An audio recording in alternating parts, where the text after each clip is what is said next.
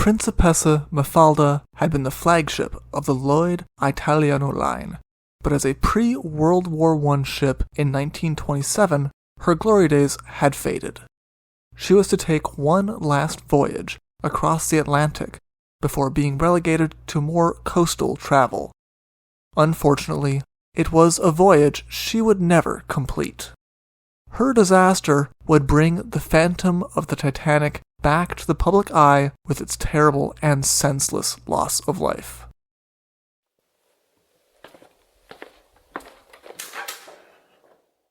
Hello, and welcome to the Shipwreck Archive. Thank you. Would you happen to have Principessa Mafalda, the tragic princess? Here we are. Enjoy!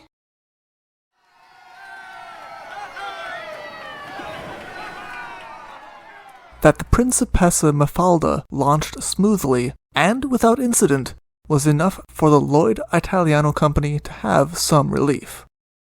Like her namesake, the daughter of King Victor Emmanuel II of Italy, Principessa Mafalda was a second sister, younger than the namesake of the ship they had first launched, the Principessa Yolanda.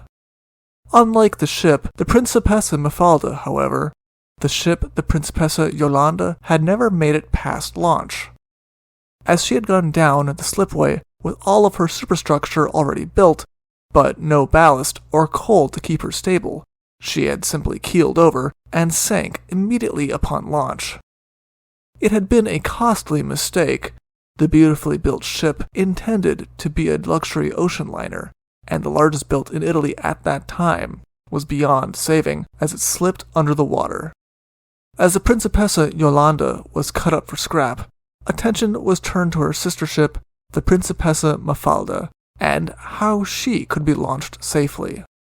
Many more precautions were taken with the Principessa Mafalda's launch, and when she took her turn on the slipway in 1908, much of her superstructure still needed to be built.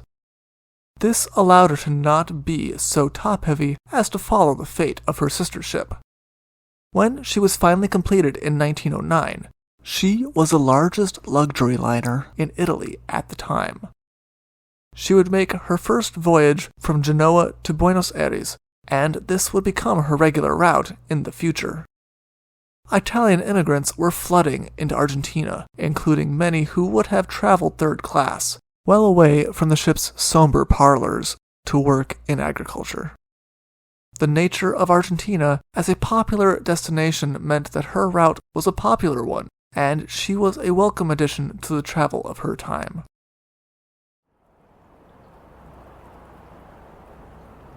When war broke out in 1914, like many other ships, the Principessa Mafalda was brought into service as a transport.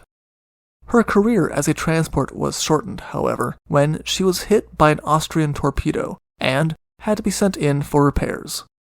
She would spend the rest of her military service in Taranto, Italy, as officer housing. The Principessa Mafalda returned to her previous route in 1918, but a lot of the glamour of her was starting to fade.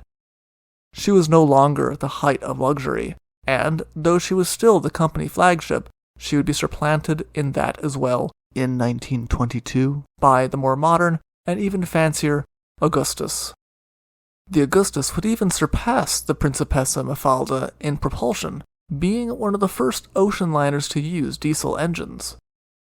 Though it was becoming clear that the Principessa Mafalda was no longer the glittering star of the ocean liners that she had once been, she was still considered a good ship on a good route. It was true that the first-class passengers started to trickle away to newer ships, but she could always find passengers for her lower-cost accommodations.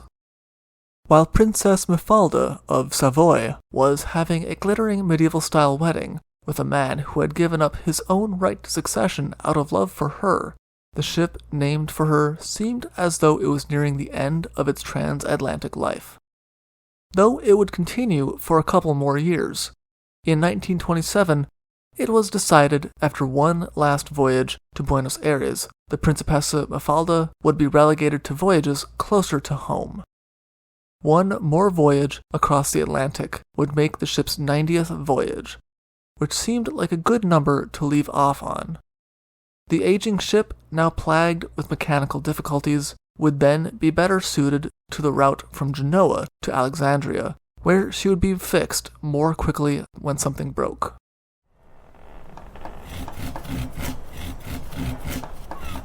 Captain Simone Gulli, a man who might have had some of the most accurate information about the condition of the Principessa Mafalda, expressed his doubts in her final voyage across the Atlantic and requested a transfer to a different ship before she sailed. His request was denied. He would be the officer in charge of her final voyage. The Principessa Mafalda seemed to do everything possible to remind people of her poor condition as the voyage started. Before she even left the port, she was delayed for 5 hours, most likely by mechanical problems. And once on the sea, she was plagued with technical difficulties. Several times, the Mafalda was forced to stop in the middle of the ocean so that the engineers could fix problems.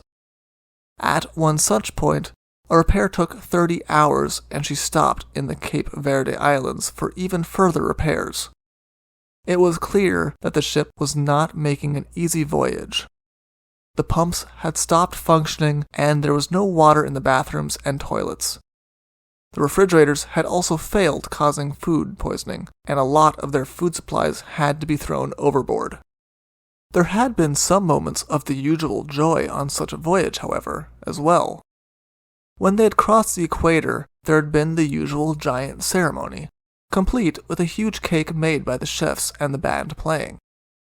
Though the ship was badly behind schedule, and had been plagued with mechanical problems, the real warning sign to the passengers that something was deadly wrong with the ship came after they left Rio. Some of the crew already had a bad feeling, but everyone became alarmed when the ship listed to the port side. Some of the passengers concluded that the ship was taking on water, and their minds were not calmed when the captain called for a boat drill on the 23rd. On the 24th, the list to port was as much as 10 degrees, and another boat drill was called. The afternoon of the 25th seemed calm, with many of the passengers napping in their rooms or listening to a concert by the ship's orchestra. Despite the list of the ship, Captain Gulli ordered the ship to travel at her maximum speed, almost 18 knots an hour, in an attempt to make up for lost time. It was therefore very noticeable when the ship suddenly shuddered to a halt after 4 p.m. with 3 loud bangs. It was swiftly discovered that the source of the sound was the propeller shaft breaking. The propeller had bit into the ship as a result, cutting the metal so water began to flood in. Though there were attempts to patch the hole, nothing seemed to work, and so the call was made for everyone to head to the lifeboats. As soon as the call was made, chaos ensued.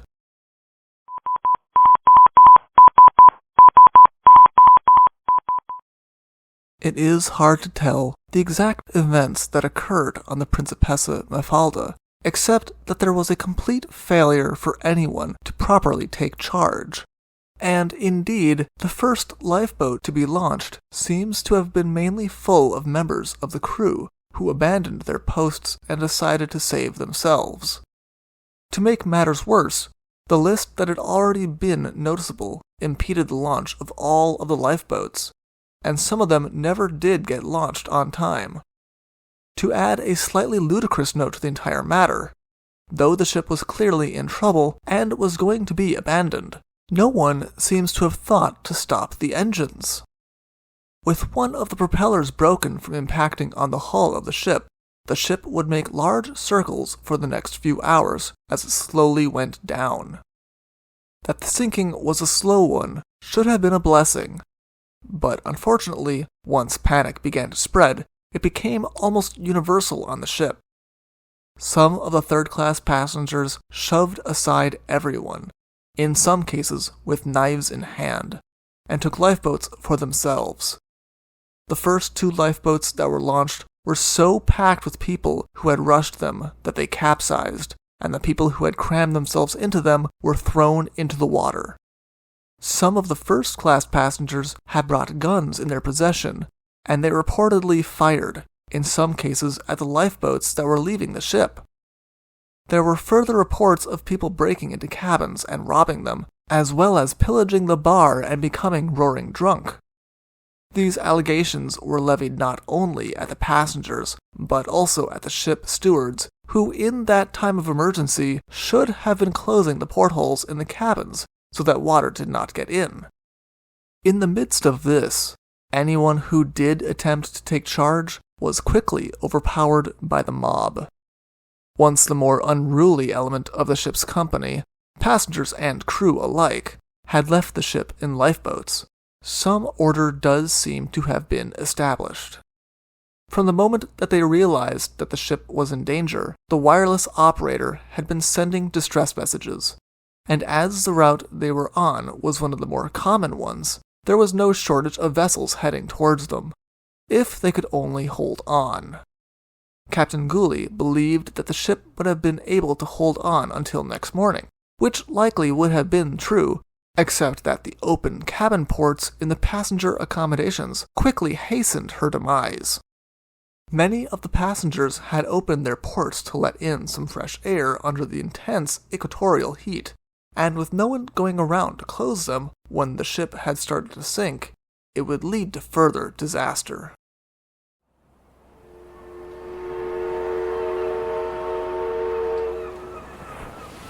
The Formosa was the first ship to arrive to rescue the people on the Principessa Mafalda, followed closely by the Empire Star, and then the Elena and the Marcella also arrived. More ships would arrive later. In the end, 8 ships, both big and small, would arrive at her location, and all of the ships that answered the help signal seemed to have done everything they could to pull the living out of the water. They seem to have decided they could do nothing for the dead, as all who died were left in the water, and those who died after rescue were buried at sea. The focus was purely on those that could be saved. The people on the Principessa Mafalda meanwhile donned lifebelts and other preserving devices, and it was observed that the officers of the ship who had remained chose not to take any such precautions. It seemed clear at that point that the remaining officers expected to go down with the sinking ship. As people in life preservers dove into the water, people began to cry that there were sharks in the water, though some doubt was placed on this later. What is suspected is that the cries of shark caused people who were still on the Principessa Mafalda to remain on the sinking ship. Many of the people who remained were women and children who had been abandoned by the men rushing to the boats.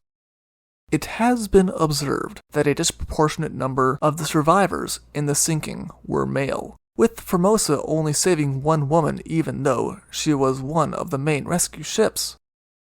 It would quickly become clear to all that there had been no attempt on the Principessa Mafalda to have women and children go first. Instead, it was noted that women were having the rescuers that did reach the Mafalda take their children first, and one woman was found by a ship later swimming strongly with her 2-year-old clinging to her, an act that was so touching that the crew of the Elena made a fundraiser for her. The steward of the Mosella was particularly praised for his part, as he had gone alone in a lifeboat to pull people out of the water and deliver them to whatever ship was nearest to him, no matter what ship it was, so long as it was safe. At around 10 o'clock at night, there was an explosion on the Principessa Mafalda, believed to be the hot boiler that had been left unattended hitting the cold seawater. With this, the Principessa pitched her prow in the air with her stern quickly sinking.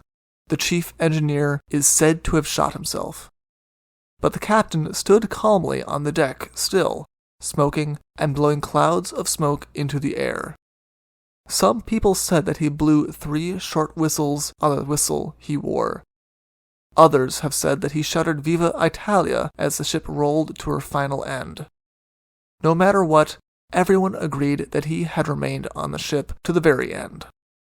Also going down with the ship was the wireless operator who had remained locked into the wireless room to the very end, sending out a final message saying to let it be known he kept at his post. So too went many of the passengers, mainly the elderly, the women, and the children.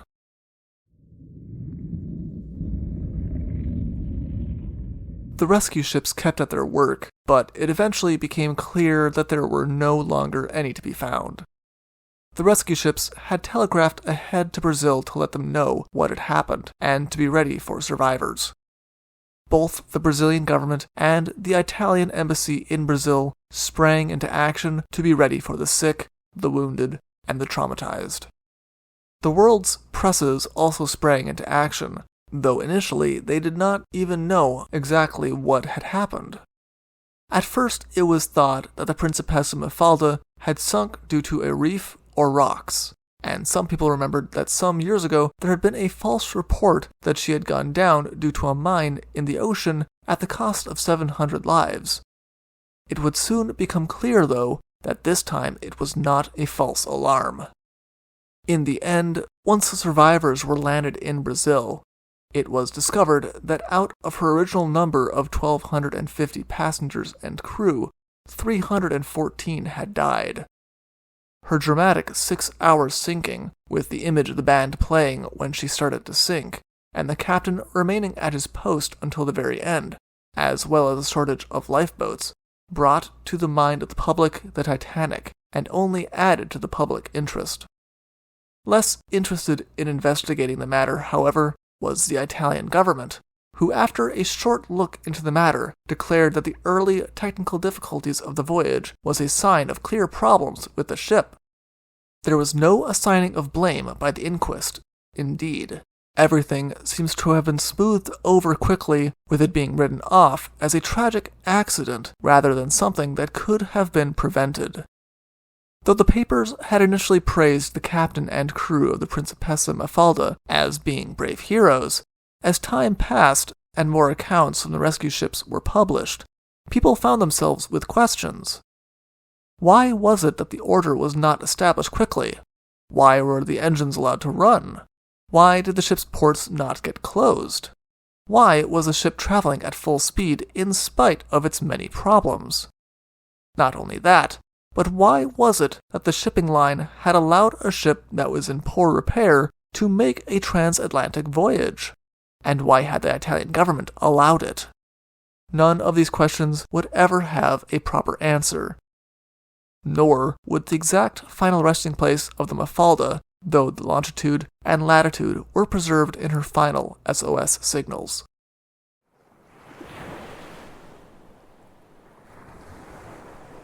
Princess Mafalda of Savoy, for which the ship was named, would have no better of an end. She and her husband would initially be go-betweens for Italy and Germany during World War II, but when Italy surrendered to the Allies, they lost the trust of Germany. Princess Mafalda was arrested and sent to the Buchenwald concentration camp. She was housed in a special building for dignitaries, but when an American air raid destroyed the building, it also destroyed her arm. She underwent surgery, but it went badly, and she died of infection and heavy bleeding the next day.